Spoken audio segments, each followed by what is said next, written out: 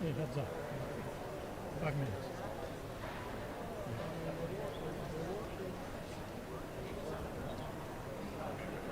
Yes, yes, there will be an TSB press room at #3.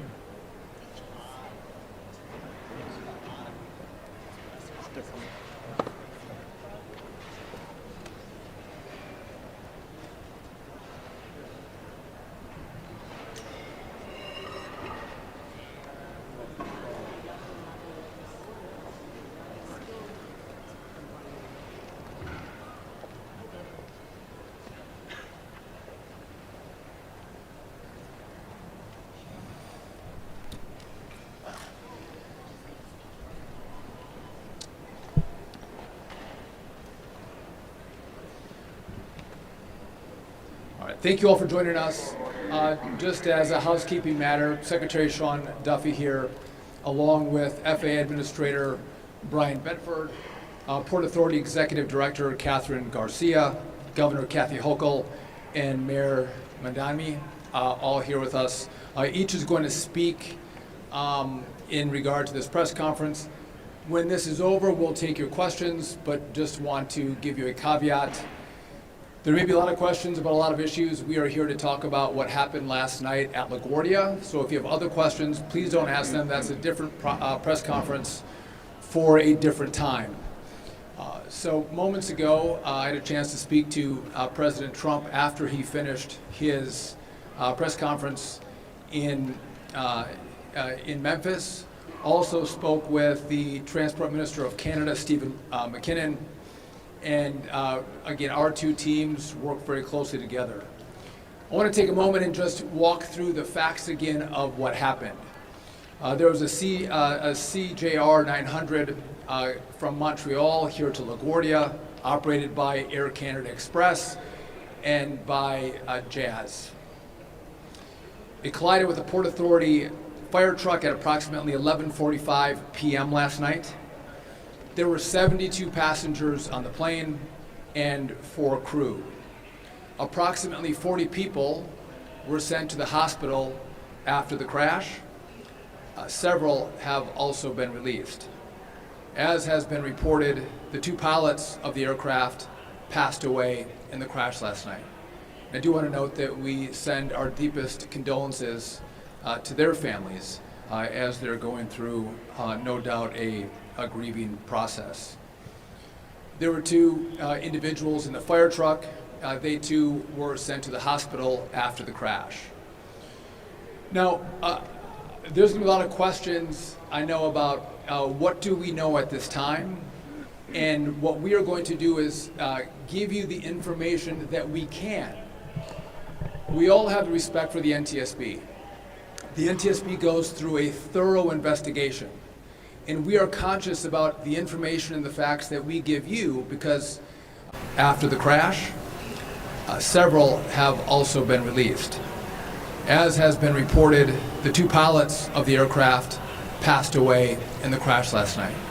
I do want to note that we send our deepest condolences to their families as they're going through, no doubt, a grieving process. There were 2 individuals in the fire truck. They too were sent to the hospital after the crash. Now, there's going to be a lot of questions, I know, about what do we know at this time? And what we are going to do is give you the information that we can. We all have respect for the NTSB. The NTSB goes through a thorough investigation. And we are conscious about the information and the facts that we give you because we want that information to be accurate. There's some information that we hold back that the NTSB has that we allow them to do the investigation, and it takes months, sometimes up to a year before we get the findings of that investigation. But NTSB is on the ground at the airport. The FAA is on the ground. Over 10 people from the FAA are here, as well as Transport Canada is sending a team to LaGuardia as well. Our 2 countries work very well together. There's a well-worn path where we collaborate together when there's aviation crashes in either of our countries. The administrator and I were at the crash site earlier today, which is easily visible from the airport.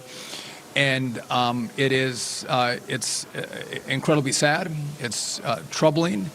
And I just want to let America know that we are working our hearts off to make sure that when people travel, whether by rail or car or by air, that they travel safely. And we put in precautions and policies to make sure that you are safe when you travel. When I was at the crash site, it was just a reminder that when you're traveling by air, you should wear your seatbelt. If you see the videos of the air crash, wear your seatbelt when you're on the airplane. Also, in a car, wear a seatbelt. As you see from last night, they do save lives. I'd also note that as of now, LaGuardia is open. There is a reduced capacity because the aircraft and the fire truck are still in their positions from last night. So we are going to have reduced capacity for some time, but the airport is operational. Again, we'll come back and take your questions, but at this time I want to turn it over to the FAA Administrator, Brian Bedford. Thank you, Secretary Duffy. Again, I want to extend my deepest sympathies on behalf of the 44,000 men and women of the Federal Aviation Administration.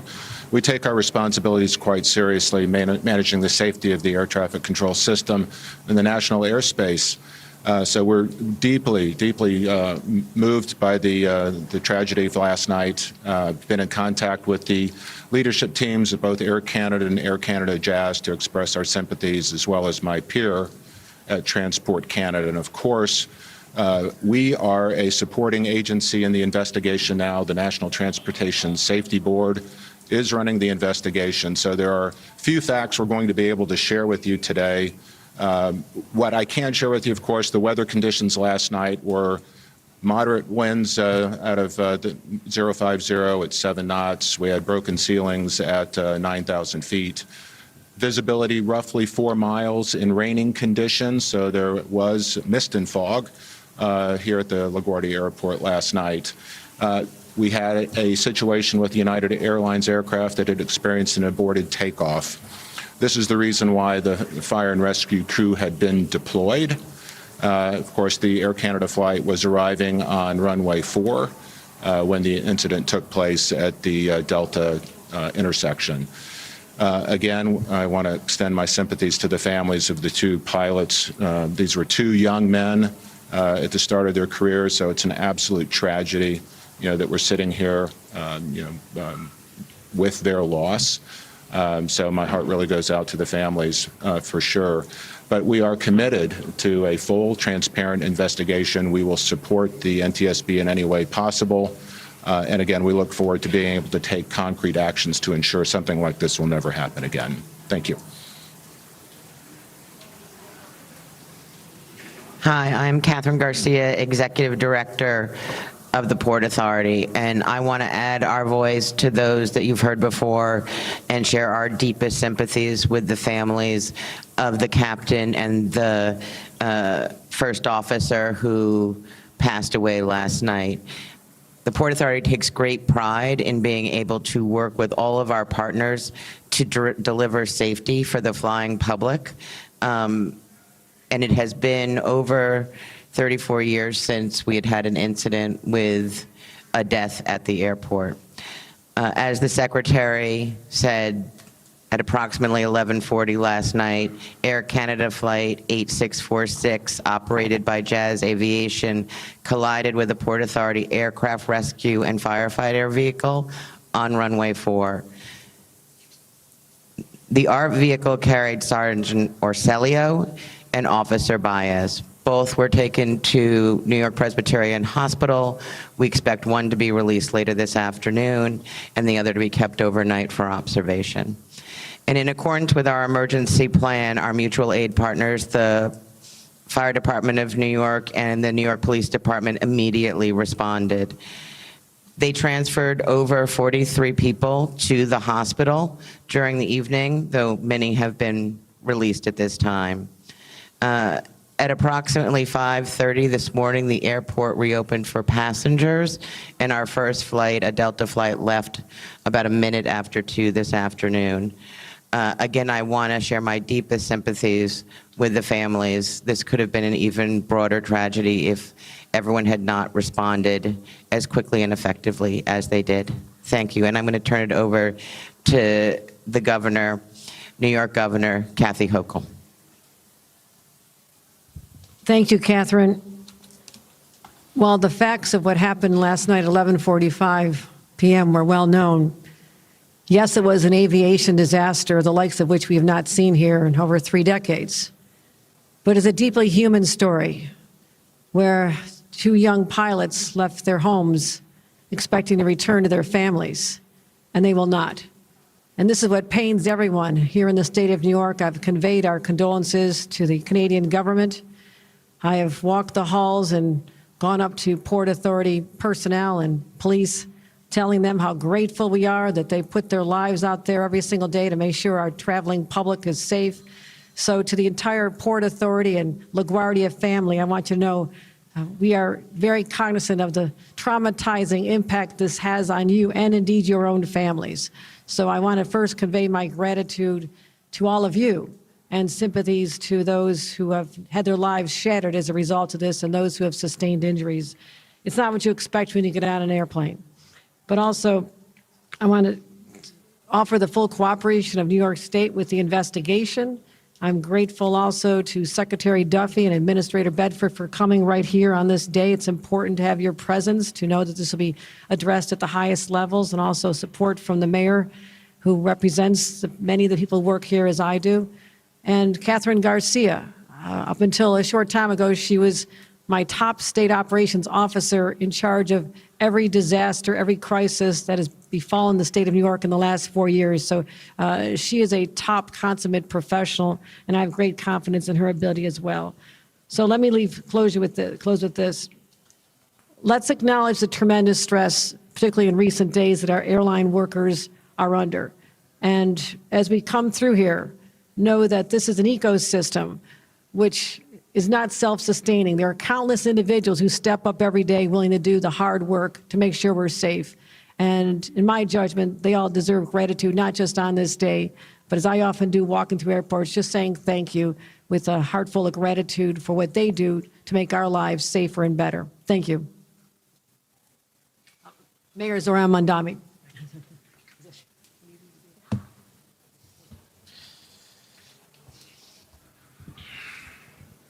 Good afternoon.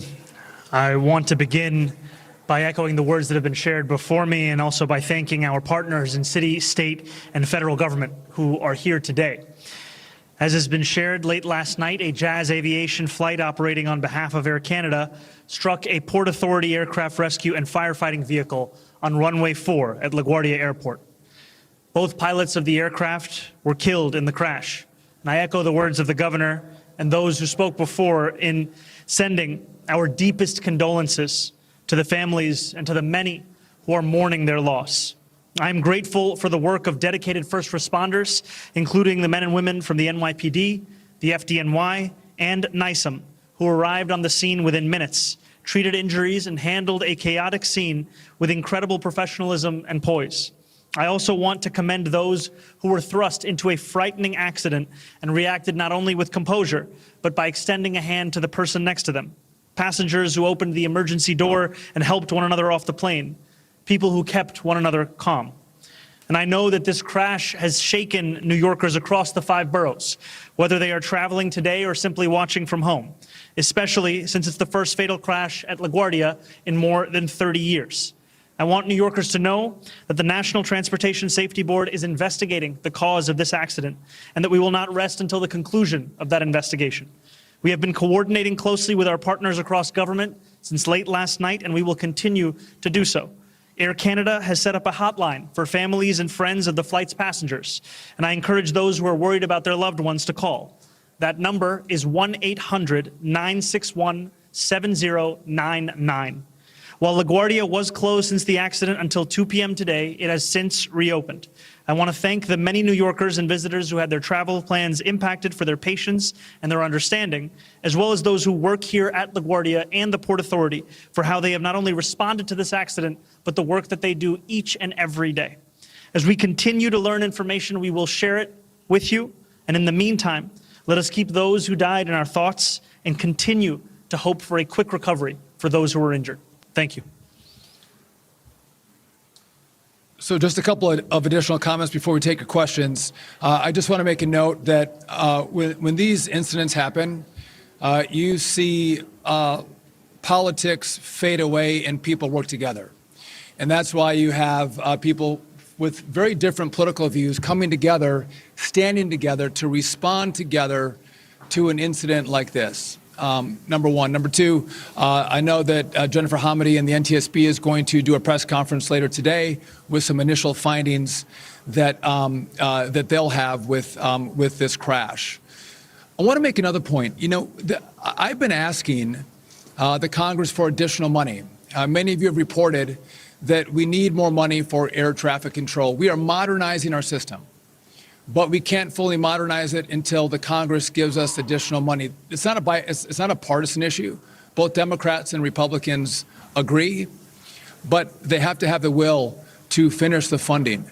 I'm not saying that this crash would have been prevented if we had all the equipment deployed, but it's important if we care about air travel safety.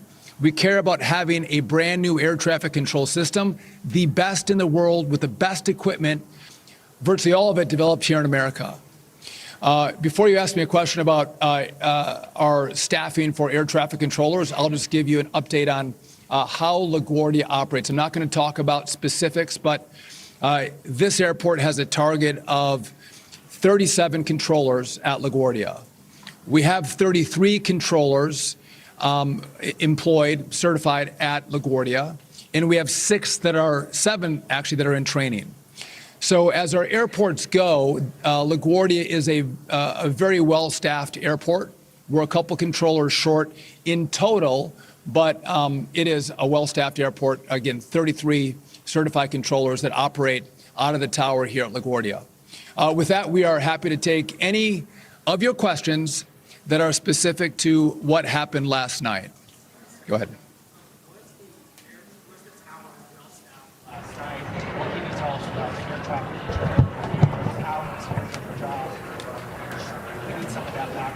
Yes, so the question is in regard to what was the staffing in the tower last night? And we have a very good relationship with the NTSB.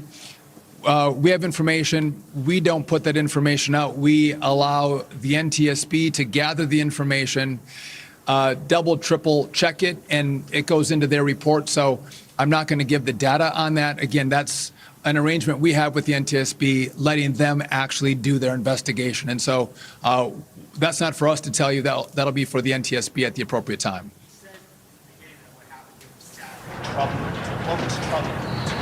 Well, it's troubling that we had an aircraft hit a fire truck. I mean, that's troubling. Full stop. Go ahead. In these cases, earlier Garcia said air traffic control has the final word on, if a truck can pass the runway or not. Should the truck have stopped at the intersection at that point before crossing the runway? So the question is, should the truck have stopped? And again, this goes to information that we have, but we give it to the NTSB. They analyze it and they make the judgment call on what should have happened in regard to air traffic control, trucks and airplanes. And through that investigation, they then put out a report. So I can't give you specifics on what went wrong. That's for Jennifer Hamady and the NTSB. You're right here.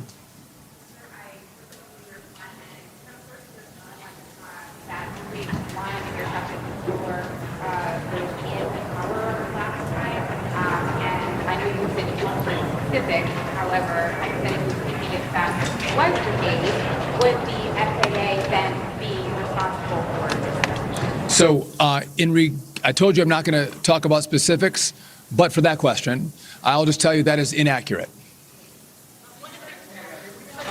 I understand that you're wanting more air traffic controllers.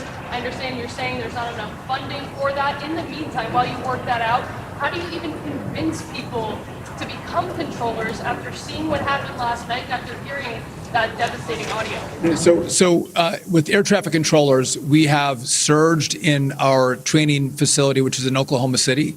We are putting more controllers through our academy. Now, it does take time to train up as a controller. If you come to a very busy space like N90 in New York or LaGuardia, it's going to take you over a year to train up in a facility like this. So there's some lag time as we get controllers through the academy, and we need them trained up in a facility. As I mentioned, there's 7 controllers. Many of them have a lot of experience in different facilities, but they have to be trained up specifically in this airspace. What I've also done is I have offered bonuses to air traffic controllers who are of the age to retire. I've asked them to not retire, to stay on the job, and we're paying them a 20% bonus just so we can bridge this shortfall. But as airports go, LaGuardia is a well-staffed airport. Even though we do have shortages, I was speaking specifically in regard to the dollars that we need for the technological upgrade. We have, again, this was not tonight, but there's copper wires, we use analog, not digital. There's a whole suite of technological upgrades that we want to make that will make the job of air traffic controlling much easier. And again, it's a separate issue, but I think it underscores the point that the Congress does need to do their job. And there's bipartisan agreement, so they should, in a bipartisan way, come together and figure out a way to give us the rest of the dollars to complete the job. I'll take one more question right here.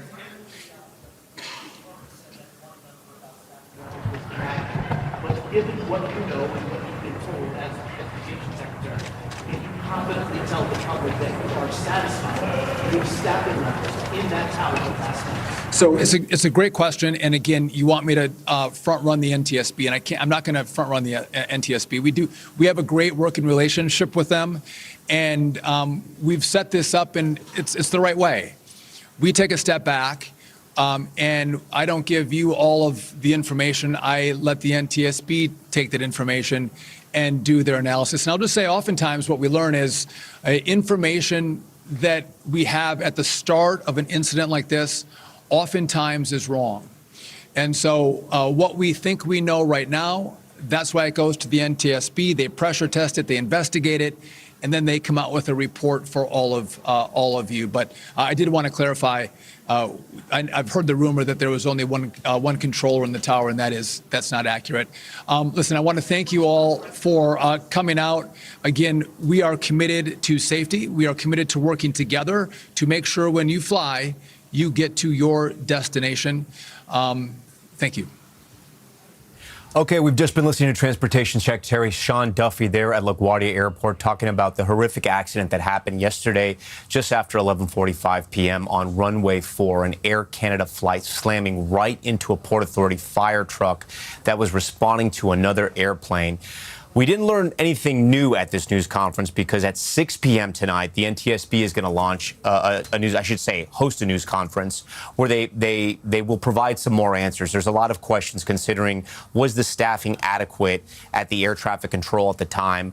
What exactly happened? Why did this Port Authority fire truck cross that runway where they cleared to, as some initial reporting has been put out there? And the unfortunate incident that happened to the 2 of the pilots here who died when they crashed right into that plane. 72 passengers aboard that Air Canada flight, 4 crew members. 2 of the pilots have died. 40 people were hospitalized. Several of them have now been released. Sam Brock has been covering the story for NBC News. He was at that news conference. Sam, the news conference was a little frustrating in the sense that the Transportation Secretary didn't want to get ahead of the NTSB, which is investigating. And, you know, there are protocols here. But we didn't learn a lot of new things out of that press conference. There was one question, though, that was asked. We couldn't hear it. And he said, I don't want to answer, I don't want to get ahead of the NTSB, but that question, that is wrong. Do we know what the question was? He was asked whether or not there's adequate staffing specifically here, and then the follow-up question was, at LaGuardia, we have reporting, and this was a different news organization, that there is only one controller, was only one controller here last night, and that's when Secretary Duffy stepped in and said, I can say, I don't want to get into details, but I can say this, that is not accurate. You know, it is also interesting, Tom, to note that Secretary Duffy said that LaGuardia is actually fairly well staffed when it comes to controllers, even though we obviously have a national crisis right now. There's a chronic deficit of 3,000 to 4,000 controllers, and yet he said here, ideally they would like 37. There are 33 and 7 that are in training right now. But if you had to sort of capture the mood for all of this, you would say it's shock. Shock in the sense that you had 40 some odd people, because we've heard different numbers on this, 41 all the way to 43, that were transferred to hospitals. 2 obviously who died, the pilot and co-pilot for the Air Canada Express aircraft. And we did also, by the way, learn, according to Secretary Duffy, that these were young men. That was not information that we had previously, but just the idea that clearance conceivably could be given, right? This was the question I'm sure most folks wanted to ask, which is, what are the conditions under which you would grant clearance for a vehicle, in this case, a fire truck or an aircraft rescue vehicle, which is even wider, to cross through a runway as you have a plane arriving? And we did not get those details. Perhaps we will from the NTSB and Chair Hominy later today, although it's not entirely clear. But I did speak with a passenger who described the fact that when he was landing in that flight last night, he looked out the left side of the plane. He was sitting on the left through the window and saw all of these sirens and police lights and firefighters. So there was a large presence there, which is why he was surprised that clearance would have been provided, given the fact that that incident that was outlined, that you had the fire trucks responding to reports from a United flight that there was some sort of odor that they couldn't take off. If it was large enough to summon up all of those resources, why would clearance be then provided for the fire truck to cross the runway? It's one of many questions that we have right now. And as a result of that, you're looking at 2 fatalities, and as Governor Hochul and Mayor Mamdani and pretty much everyone here said, this was the deadliest and only fatal incident at LaGuardia Airport in 34 years. And this is to the day. It was on this day, March 22nd of 1992, that 27 people died when a U.S. air flight attempted to take off, had too much ice on the wings, and flipped into nearby water. And so it's harrowing. Secretary Duffy said it's troubling, and there are many, many questions left to answer. Sam Brock, stand by for us. I want to bring in Jeff Gazzetti. He's a retired aircraft accident investigator and an NBC News analyst who's worked with us for a long time. Jeff, before we start, I want to run the video. We have some video of the accident. Again, we want to let our viewers at home know that it's a little bit graphic. Here it is right here. You can see the moment of impact there. And then I'm going to ask our fine director here if they can roll the air traffic control sound, the ATC sound that we have of the accident, the clips that we have. Truck 1 and company crossing 4 at Delta. Frontier 4195, stop there, please. Stop. Stop. That wasn't good to watch. Yeah, I know I was here. I tried to reach out to my staff. We were dealing with an emergency earlier. Nothing. No, man, you did the best you could. Jeff, from watching that video and hearing those clips of air traffic control, what do you think happened here? I know there's a lot of evidence that we're still going to get, and we're going to hear from the NTSB later tonight. But on the surface, what happened here? Well, it's clear, Tom, that this controller cleared an airplane to land on runway 4, and then maybe a half a minute later, cleared a fire truck to cross that same runway. So that was a problem in of itself. And the NTSB will find out why that mistake was made. But then you also had a fire vehicle. The video shows me that the fire truck really had an opportunity to just look down the runway to see if anything was coming at them. And I don't know if they did that because it just barreled right out in front of that jet as it was slowing down. So that's also a mystery to me. I mean, certainly air traffic control is going to be front and center here. But again, there's never just one specific simple cause. Yeah. It's a series of causes and root causes. Jeff, real quick, because we only have a minute left. Around how fast do you think the Air Canada flight was going after it had landed there on runway 4? And what's striking to me is how mangled that aircraft is. And the aircraft crashed into, a fire safety vehicle. Explain that. Yeah. Well, first of all, I was surprised to see. I didn't think, without the video, I didn't think the aircraft was moving that fast because, quite frankly, even though the nose is destroyed, the rest of the airplane is intact. But when you watch that video, it's traveling at least 60 miles an hour, and it's hitting a 30-ton vehicle. But it kind of glances the back end of that vehicle, and I think that's what may have saved the day for many of those passengers. All right, Jeff, we thank you for that. We know we're going to learn much more later tonight. We're going to have a full report on NBC News. Of course, you can follow all the latest developments on NBCnews.com and NBC News Now. That's going to conclude this NBC News special report. I'm Tom Yamas. Again, a full wrap-up tonight on Nightly News. We thank you for watching.